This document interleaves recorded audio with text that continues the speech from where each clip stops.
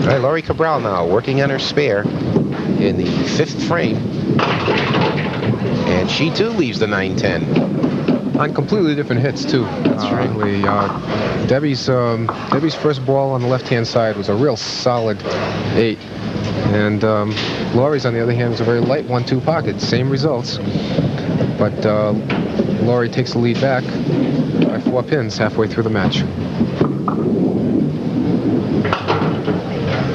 And I'm going to have to ask Mike here to remind all our viewers, Mike, that our ladies also received quite a few cash and gifts from the proprietors and the Rhode Island Duckpin Bowling Association. That is exactly right. As the popularity of duckpin bowling on television grows, so does our level of sponsorship. And we have some terrific gifts all this month for our women bowlers. And a nice strike by Laurie Cabral. And I'll tell you, when they get tired of looking up recipes from Pat Grattan's Among Ourselves 2 cookbook, why, then they can take their families out to dinner and use their complimentary Table for 2 Dining Club membership card, courtesy of Ben Weiss. I have a feeling that it's Roger LaCroix who'll be cooking dinner for Debbie tonight if she continues on this way, because she's going to have the lion's share. Oh, I do want to mention very briefly, and we'll get right back to the match, that our women's format is a little different from the men's. As you know, the men's format is resolved, as we say, vertically. We know the winner of each contest each week.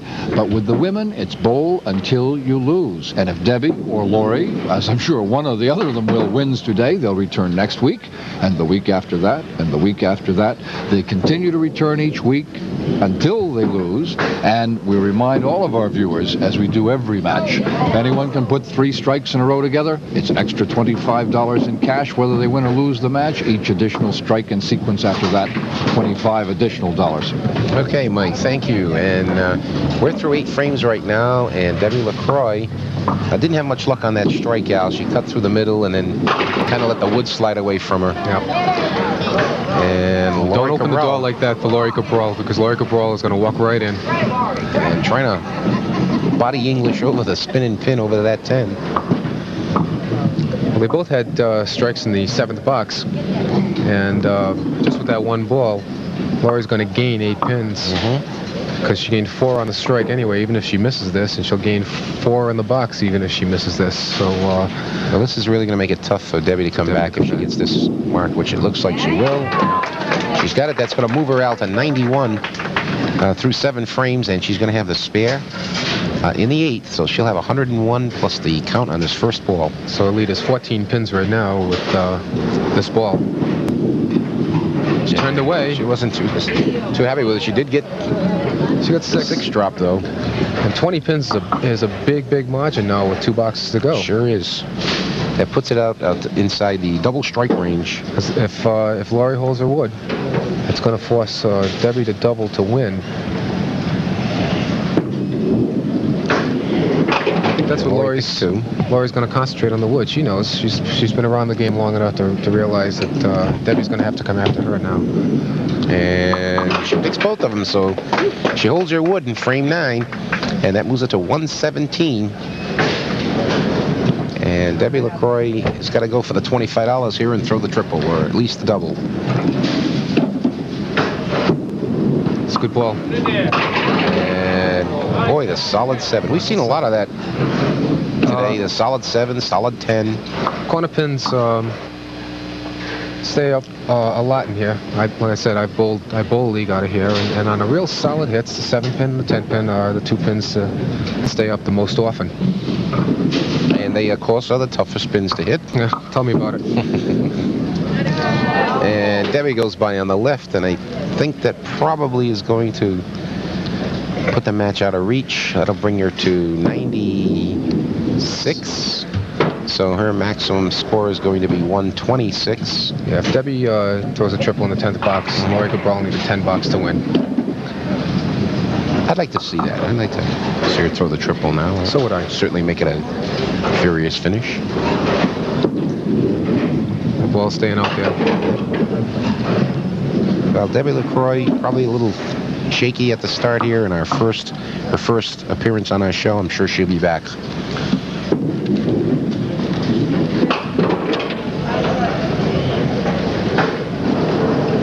And right after this, we're going to be back with our final men's match of the day. Gary Manson's got to come back and take on Lou Sarkeesian. That should be a great match because we've seen both of those bowlers before. But Debbie LaCroix finishes with a 1:05, and Lori Cabral now will just be putting the finishing touches on her game. That means we can all look forward to Lori's return next week on Duckpin Bowling when she will challenge an old and dear friend, Donna Carlson. And boy, we've seen that match happen many, many times before. And right now, Lori's got a chance, might get the triple strike pool here. Well, this is the first week we've offered it, and I would be tickled pink to give away some money the very first chance we get. No luck on it. So. She's going to have a game in the 130s, so she's going to be bowling right around her average. She's a very steady bowler. And she will finish with 1:35. A good game by Lori Cabral. We're going to be back with our final match of the day after a message from our sponsors.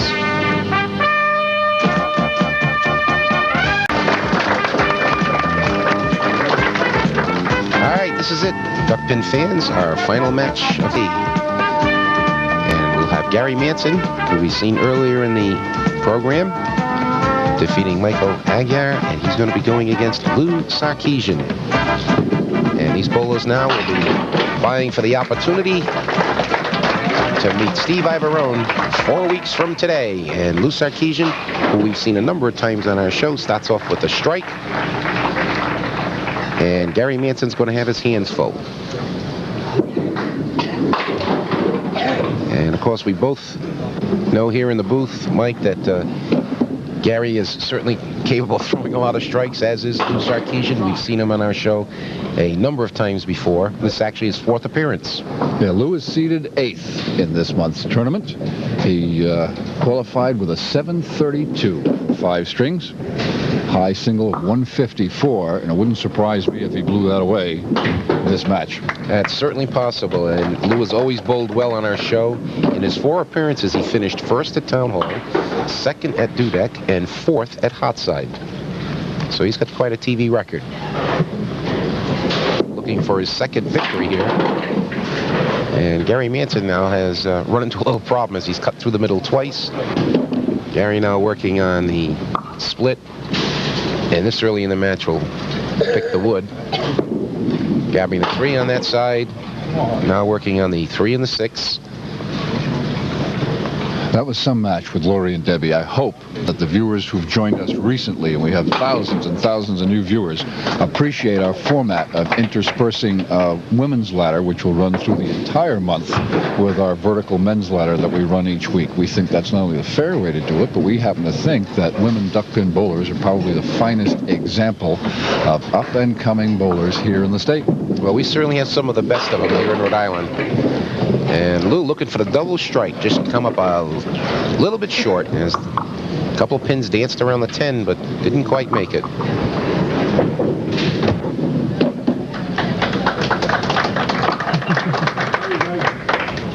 And while we're here, just finishing up our first week from Max Bowlaway here on Main Street in West Warwick, I know we want to take the time to thank Roger and Debbie and all the staff here at Max for doing a wonderful job of making us feel right at home, coming in here and tearing the place apart and setting up all the equipment and everything that we do to traumatize these duckpin houses when we bring the television crew in here.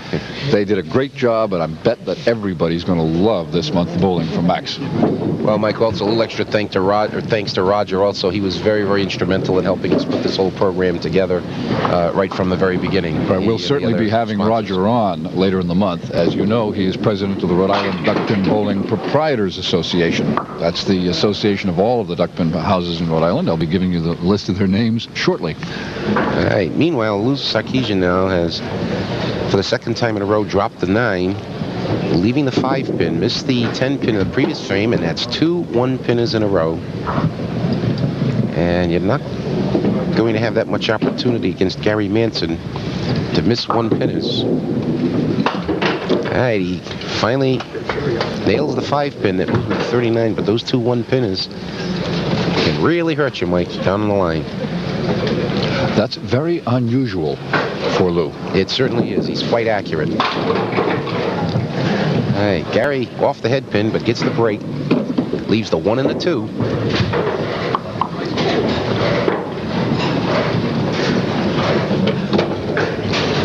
Shooting for the spare.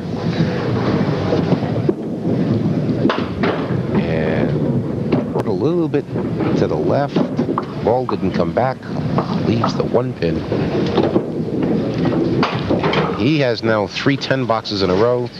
He still trails Lou Sarkeesian by 9 pins. A rare spell of open boxes for both of these bowlers. Absolutely. And Gary hasn't got any breaks. That was really the first spare he's missed. The first 2 frames he cut through the middle. But both bowlers now in 3 frames have missed Gary 1 spare and Lou 2 spares. And that's really unusual. And I would mention, as we cut to the scoreboard, for viewers who are just joining us, especially our viewers in Massachusetts who may not be familiar with Duckpin, as you can see, it's perfectly possible to roll a 10 box and leave an open in Duckpin because you get 3 balls. I want to remind our people who are just joining us of that. They're not familiar with Duckpin, and we have to keep reminding them of what a terrific game this is. In that other game, we won't mention what type, you cannot get a 10 box. We know it's 10 pin, and there are millions of people who bowl 10 pin. But I'll tell you, just once, you got to pick up a duck pin ball and throw it down there to understand the absolute joy of perfecting the game of duck pins. We might point out that no one's ever managed to do that. No one has ever thrown a perfect 300 score. That's right. And Lou Sarkeesian now with his 3rd 10 box in a row. And after 4 frames, Lou has a 10-pin lead over Gary Manson, 49 to 39. And sooner or later, Mike, the fireworks are going to happen here.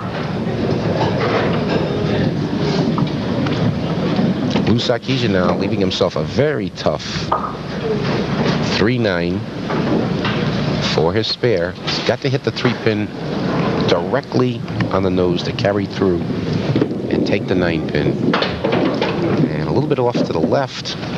Pin scoots off the wall and around. And Lou now breaks the string of 10 boxes, gets a 9.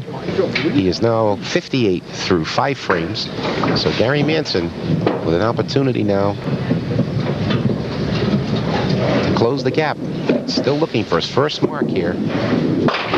And almost got the strike on the rebound off the wall. Leaves the number 4 pin.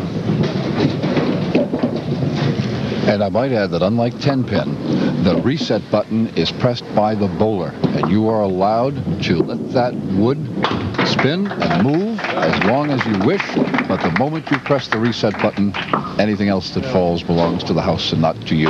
Especially in the game of duck pins, Mike, the pins do have a tendency to roll around quite a bit, as you saw Gary get a lot of side action there. He managed to pick the pinner, didn't fill it very well.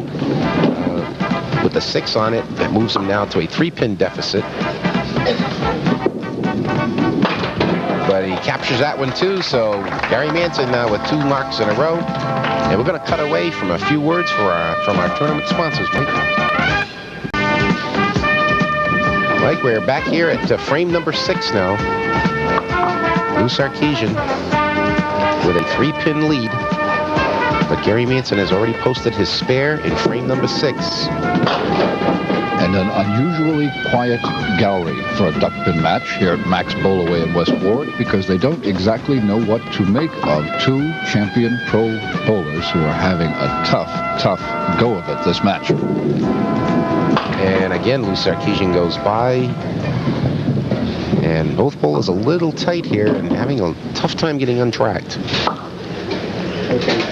It could be that they are looking forward with some anticipation of one kind or another to the fact that the winner of today's match has to return in 4 weeks to face Steve Iavarone, another championship caliber Rhode Island pro bowler. Well, we're all going to be looking forward to that match. Either one of these bowlers, I'm sure, would like the opportunity to bowl Steve. And right now, Lou Sarkisian in frame number 7. And he's really having a tough time now. He cut out the 1-5. He'll be working for the wood. He certainly doesn't want to lose any wood to the box this late in the match. Clears out the 4 on the side, on the right side.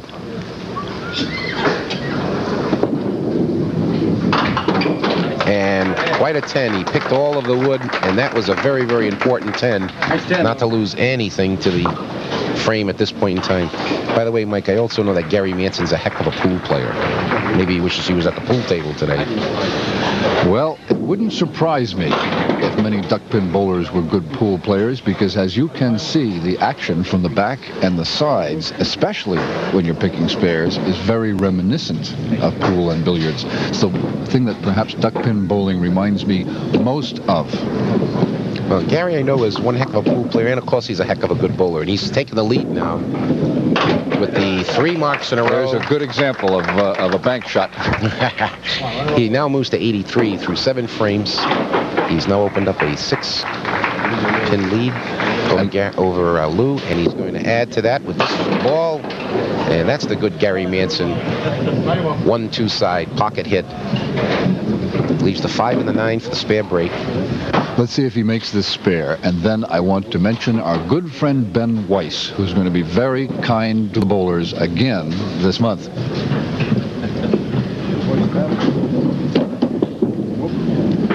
Overshoots it a little bit. Come on. All right, Ben, as you know, started last year, 1985, the Table for 2 discount dining program.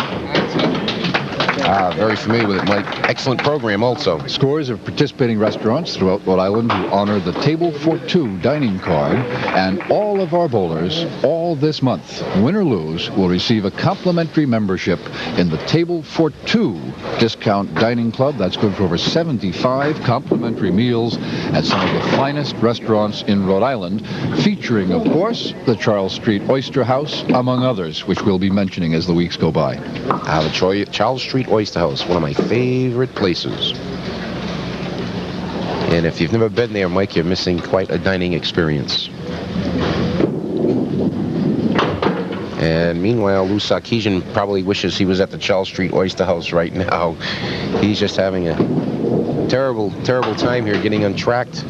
But we know that Lou Sarkisian is quite a bowler. He's got a high game of 241, a high 3-game set of 558.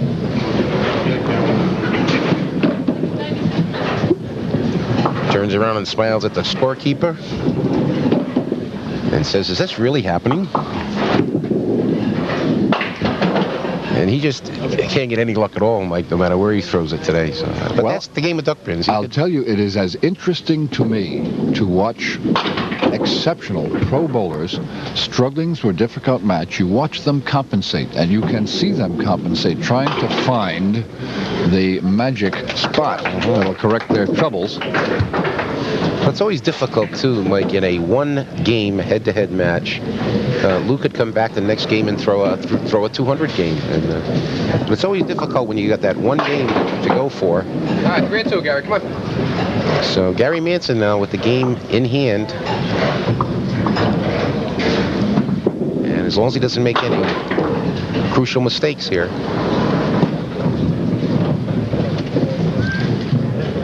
And next week, we're going to invite Al Zorian, the Vice President of the Rhode Island Duckpin Bowlers Association, to come in and sit with you.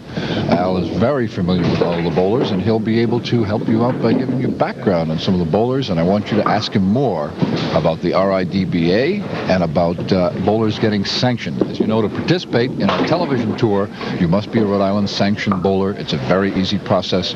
Costs you all of $4.50 for the year to have your sanction card. The easiest way is to bowl in a sanctioned league, which you can do at any participating house, but you can have individual sanction as well. So next week, Al Zorian will be here, and you be sure and ask him about that. I sure will, Mike. And of course, Al is well known around the bowling community, and he's been on our show and helped us out before here in the booth, and we look forward to having him back again. And he's bowled on TV and bowled He sure successfully. has. In fact, I think he was on our very first week, wasn't he? And speaking of that, when we conclude our series at Max Bowlaway, we will conclude with our first anniversary program. All right, so we've got Gary Manson finishing with 118, so Lou Sarkeesian will lead the double strike here. In order to win, one mark won't do it. He needs the double strike. So let's see if Lou can pull the first one, which is always the most difficult. And gave it a good try, but even in the final frame, Lou with a good 1 3-side hit leaves the 7 and the 5. So Gary Manson will be returning 4 weeks from today to meet the top seed, Steve Ivarone. And Gary finished with 118 to Lou Sarkeesian's 104. Mike, I'm going to turn it over to you. Well, I'm going to turn it right back over to our sponsors, and after these words from our tournament sponsors, we'll return with a terrific presentation. All right, that sounds good to me.